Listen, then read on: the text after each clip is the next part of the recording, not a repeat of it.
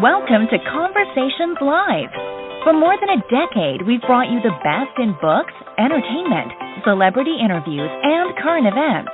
When the movers and shakers of the world have something to say to you, they say it to us first. Here's your host, Cyrus Webb.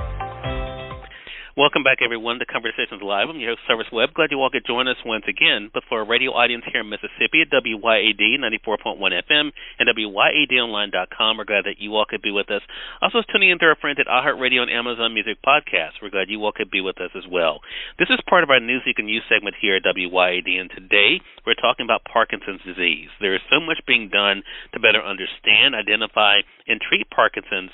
Here to talk to us more about better brain health and Parkinson's disease from the Michael J. Fox Foundation for Parkinsons Research, we're excited to welcome Dr. Rachel Dolhun to our program. She is a board-certified neurologist and movement disorder specialist. She's going to also let you guys know where to get more information as well. Dr. Dolhun, thank you so much for the time. Really appreciate it. Thank you so much for having me. So this is an important conversation for our audience, and I know for those, especially here in Mississippi, Parkinson's disease has definitely been one of the things that's been discussed this year. What is the current state of Parkinson's disease, and how many people are being diagnosed now? Well, Parkinson's affects about 1 million people in the United States, and each year about 60,000 more people are diagnosed with the disease. So it certainly affects a lot of people and their families around the United States. I think for a lot of people, the main thing is to try to recognize the symptoms, right, to be able to get their loved ones or themselves help. Are there any key indicators to look out for? It's a great point, and most people are familiar with the movement symptoms of Parkinson's, so shaking or tremor, slowness, stiffness, walking or balance problems.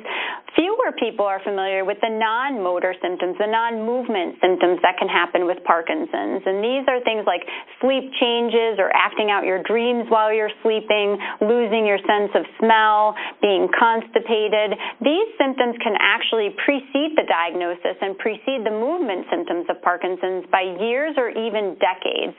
So there's some of the earliest indicators of disease in certain people. Now, not everybody with those symptoms will go on to get Parkinson's, but it's important to be aware of them, to talk with your doctor, and potentially even get involved in research. Well, to that point then about research, and also I think with patients as well as families, and I keep bringing that up, Dr. Dolhun, because I hear from caregivers a lot about how they're becoming part of the conversation as well as the journey.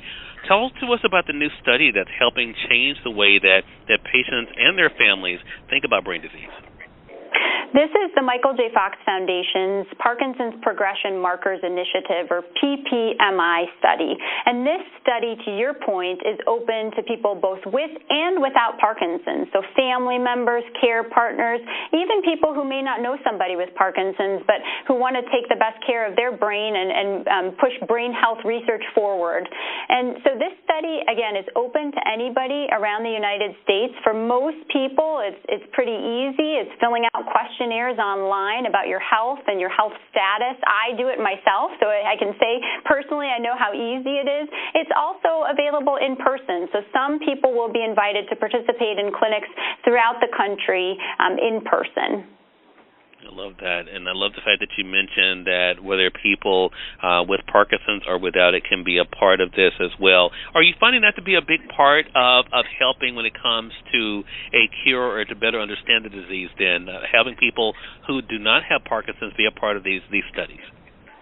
Absolutely, and I'll say that the more people who participate in research, the faster we'll get to deeper understanding of the disease, the better treatments, and to a cure and to preventing the disease. But many people who don't have Parkinson's are surprised to learn that they can play a key role in moving research forward. And then the way they do that is by helping researchers see what are normal changes over time, what's just aging, what's just getting older, and what might be Parkinson's. And also, are there other factors that we have not yet identified that increase risk for Parkinson's? So I mentioned some of them, like losing sense of smell or acting out your dreams, but are there other factors that could indicate that Parkinson's could be in the future? And we could learn more about the disease by studying people who have those factors. Some great information. Again, everyone, Dr. Rachel Dolhun has been our guest, a board-certified neurologist and movement disorder specialist with the Michael J. Fox Foundation, talking with us not only about Parkinson's disease, but also what's being done to be able to help them and to better understand when it comes to brain health. Dr. Dolhun, where can our audience go for more information? You can learn more and you can get involved by going to michaeljfox.org/ppmi. All right, and we'll make sure that we link that website up for our audience. Thank you again for the great work you all are doing there at the Foundation, and thank you so much for the time. Really appreciate it. Thank you. And we thank you, our audience, for tuning in to another great segment of Conversations Live. Until next time, I'm your host, Cyrus Webb, saying as always, enjoy your day, enjoy your life, enjoy your world.